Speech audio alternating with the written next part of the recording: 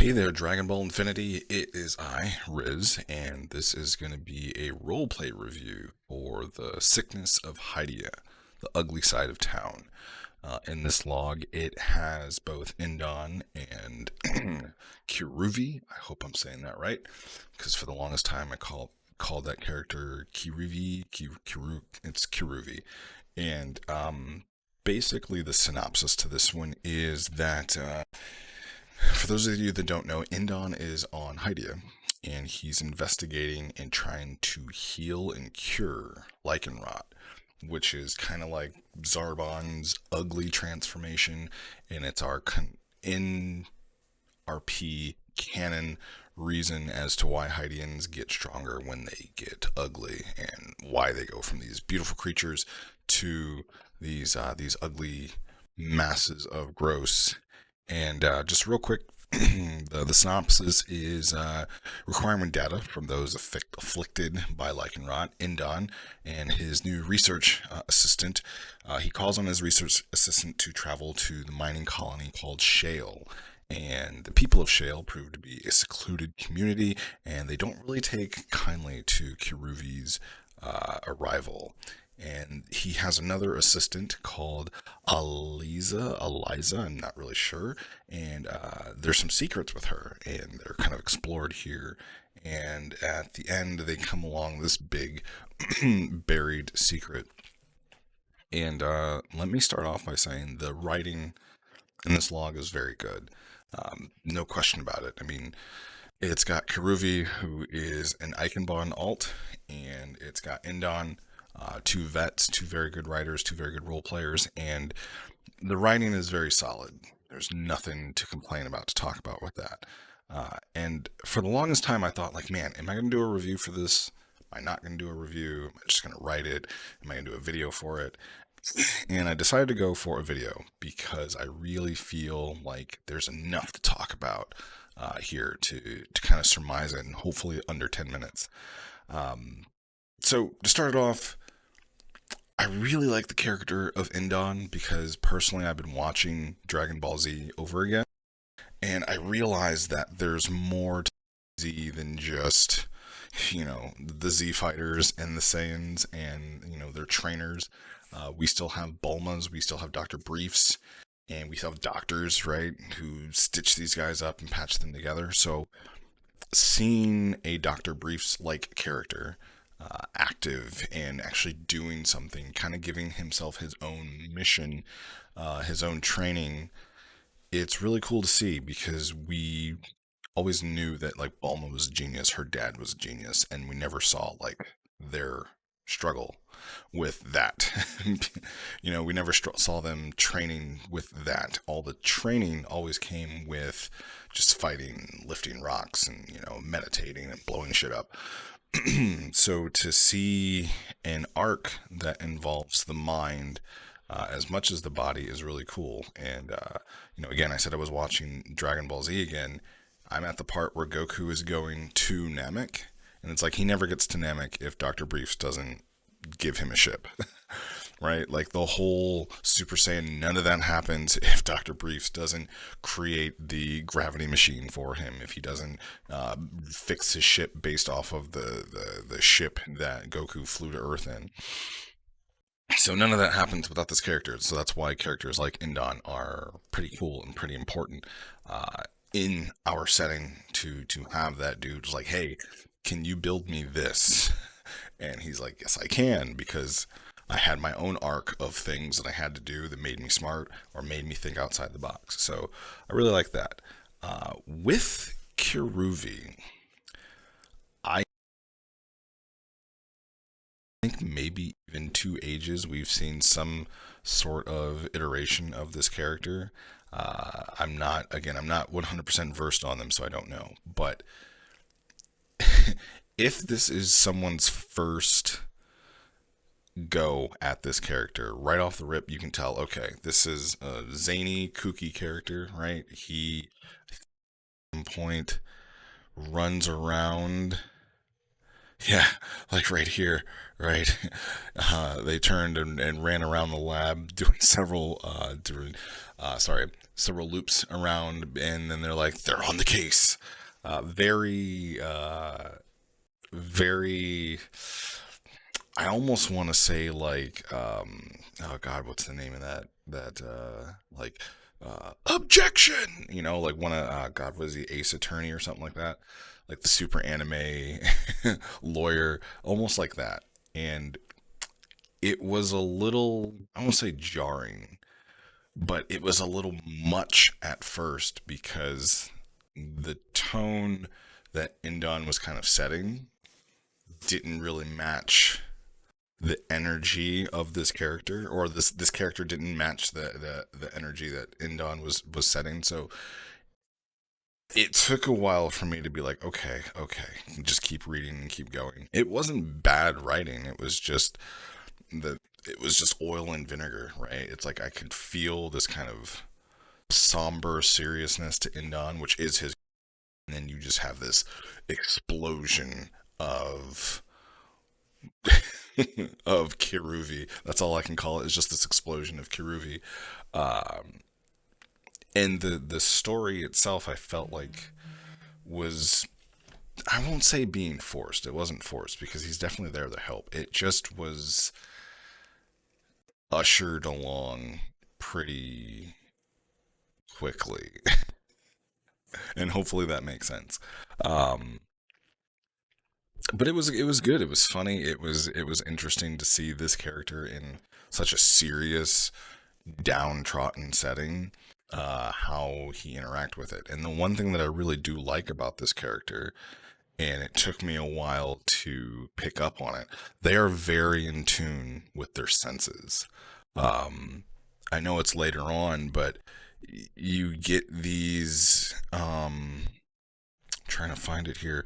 You get these moments where Karuvi is in real danger, and they, I don't know if it's something that they consciously know or if it's just their instincts, but they're like, okay, like they're standing like this. I'm here, danger, right? And even here, um, I think I found Shale Doctor. It's not a good place, and Indon's like places aren't good or bad. They really don't have moral. They don't have like morality. And very Indon answer, right? Very Karuvi answer.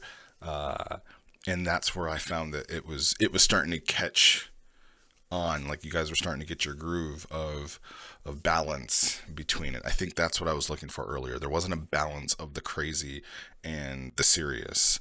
And I feel like here, this is where you guys started to find it, and this is where it started to really kind of mesh together. Um, Again, the log is beautiful. You guys do a really good job of putting the setting up, of kind of explaining everything. Like I had no issue with reading it. It took a while for it to grip me and to pull me in, and to really want to read more because there's just a lot happening. Um, I feel like Indon being present would have made this better. I mean, this is just my personal feelings on it, right? I feel like if Indon went with Karuvi and for some reason needed him to go with him or needed them to go with him, then it would have been kind of follow the leader. I want to almost say like Geralt and what was the bard's name in The Witcher, but that dude, right? Almost like I'm here. I'm not your stoic hero, and I'm really not here for any of that. I just kind of want to help and be on the adventure. Uh, but maybe we'll get there later on. Maybe that's what happens in the next part of this. But then we do get to what I think is my favorite part, where we actually talk with the bartender. And right here, yes, this part right here was really cool because we've never really talked about like taking pictures before. So I love how Ike just made it very visible that like this is what this picture is, right? A man pushing a hover cart, and his body misshapen, open wounds covered in soot. And it's described in a way that would be very easy to picture. And it's like, yes, this is why he would want to take a picture of this for this information. It was very well done. I would tip my hat to you, but I want to show everybody how bald I am right now. And reptilian hidings, smoking cigarettes, and the soot and dust nearby pile of the door snap, right? It's very good. Very, hats off to you. And Indon does a very good job of setting the scene, and also Kiruvi interacts with it very well. And then we get to the bar, kind of find the person that we're looking for. Um, I love that he says, "You found a fruit." I thought that was pretty funny. And then we get kind of towards the end, and I know I'm skipping along. If you guys really want to read this, you know where to find it. It's on the forums. It's a good read. It has all the things that I said it does, but we get towards the end and we get to these sands. And this is where the mystery and the intrigue comes in. So Indon has this other researcher, I think they're actually another doctor, who's helping him investigate into this. And there are these, it's a Saiyan and or half breed, we don't really know, and two Hydians. And clearly the Saiyan Cran, which I think is off of Cranberry, hilariously named.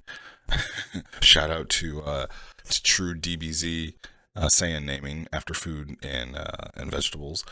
But yeah, the Saiyan shows up and is like, "Hey, like, where's my friend? Where's my doctor?" And for some reason, like this doctor doesn't want to talk with him, and we don't really know why. And she gets pretty pissed off, even about the mention of them. And that's intrigue, right? Like that's a mystery, and there's layers to it because you kind of see this character throughout the log, and they're just kind of there, right? Like, okay, yeah, he needs to hire some people. He's got this player character who doesn't really fit in to this, but I almost feel like Kiruvi is just like, I got nothing better to do. This sounds like fun. And then you have this clearly meant to be here person, and just the fact that we would delve so deeply into an NPC tells us the kind of writer that Indon is, and that he really cares about this character, and it makes the reader care about them now, because they're no longer just someone who's in the background, someone who's decoration on the wall. Now they come to the forefront. They have a story, and this story is driving the plot of the story that we're being told, or at least it has a position in there. It's called a subplot. It's a very good thing that people should use. And good storytellers know how to tell a good subplot story, so that there's always something of intrigue, but we're not always focusing on the main thing. So it was really interesting that, this person has a history here, and that there are people out there who are really willing to beat this poor crazy Hydian's ass to find out where she is. And I feel like the interaction between this thug and Kiruvi is great, because they're just so innocent, and they're just like, "Oh, you know this person? Yeah, they're here. They're doing great. We're doing great things. You're their friend. I'm their friend. Let's be friends." And this person's like, "No, you've kidnapped them, and we gotta have some drama. We gotta have some strife." And not gonna lie, when I got to this, I was like, "Oh, here we go. Here's the thug. Here we go." And it wasn't like that. I was pleasantly surprised that there wasn't just a random enemy, and there wasn't just a random fight just to get some reds, right? Nothing wrong with that in our setting, right? And absolutely nothing wrong with people being like, "I walked outside of a bar and I got jumped. And then I fought these guys off and I won. Give me my reds." Nothing wrong with that, but it did seem like it was out of place, but then it fits in, right? Again, it has a reason, and it's really good. It's a really good job. The fight itself, it's not super in depth, but you definitely get to see a fighting style that again is more of instinct from Kiruvi rather than they're a trained martial artist, right? They get their ass whooped, but they're like, well, I can at least frog kick this lady. And the Kiruvi really reminds me of like Mr. Bean, like they just kind of show up and things happen and they are them through and through. And I won't even say like it's a break in character. There's never even really a break in their spirit. Even when they get to Shale, they're like, this isn't really a good place, but give me a beer, right? And it's like, oh, this beer is awful. At least that's how I interpreted it. But yeah, like Karuvi is just themselves all the way through this log, and it's pretty awesome. Um, and the fact that even while they're getting beat up, they're like, oh god, like okay, we're in this small cavern, we're all in this catwalk, and don't really have anywhere to go, so I'll just they're very in tuned with their senses. It's all I won't. I'm trying to think of the best way to describe it, but they just really are instinctual. Um, Almost I won't want to say bestial, but it's almost like they're some sort of like beast, like they just like a cat, right? A cat will just know like hey, I can jump off this wall, I can spring over there, and I can land over there. I didn't even think about it because I just know my instincts are that good. And it's not anything outside of we're in a setting where people can fly and shoot laser beams. So someone having, I won't say super senses, he's not Daredevil, but they just know things, and it's cool. It's cool to see. Um, and then yeah, they have the skirmish. Karuvi jumps off. Cran jumps down to get them. And the funny part is the safety goggles bit. That was hilarious. Uh, and then we end up with the big mystery of they land in this kind of like underground cavern with this whole ecosystem living underneath shale, and there's this big thing. I don't even like I know what it is, so I don't want to say, but it's yeah, it's I'm trying to think because this is the first part. This is the fight. Fight was really good. Um, yeah, it's kind of like this superstructure of unknown origin that appeared as if it had been there for time beyond memory. Um, it ends on a cliffhanger, right? This random log that you everybody who's watching this video, and it leaves on this cliffhanger that could be something, could be nothing, probably something. Orb. But yeah, it's just through and through a really good log. Again, to summarize, we have the scientific character who is trying to do something that nobody in our verse has ever thought of before. I never thought of curing lichen rot, and I kind of invented the shit. I never thought of somebody doing that, and the only thing I will say is I feel like I want Indon more involved, right? I need that character to be doing more, mostly because I want to see the actual player do more than NPC. You're doing a great job NPCing, but I want to see your character do some stuff. I want to see Indon kind of get back into the fold of things. It makes sense that he's top boss of this research and he needs to be in the lab and doing things, but let's give him some field work, right? Like I would want to see him be interested in this superstructure himself and to be out there in the thick of things. That's just me personally, right? Again, this is all my personal feelings. Um, what would I say for Karuvi? Nothing, right? Is it a character that's like makes me want to jump out and interact with him? Personally, no, but it is a good breath of fresh air to see a lighter character in our very dark and abysmally depressing setting. We got our. What did I put Karuvi on? I would say almost like a poir or a oolong level of like lightheartedness. Maybe even early Yamcha, and I'm not saying power level Yamcha. I'm just saying like Yamcha always brought brevity to a scene and a situation and a scenario. Master Roshi, right? Like just a good side character who just makes you feel giddy and just smile because they're just I think even Cran says it here, like they're just so goddamn innocent.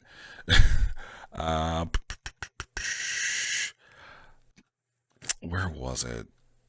Mm-mm-mm. Mm.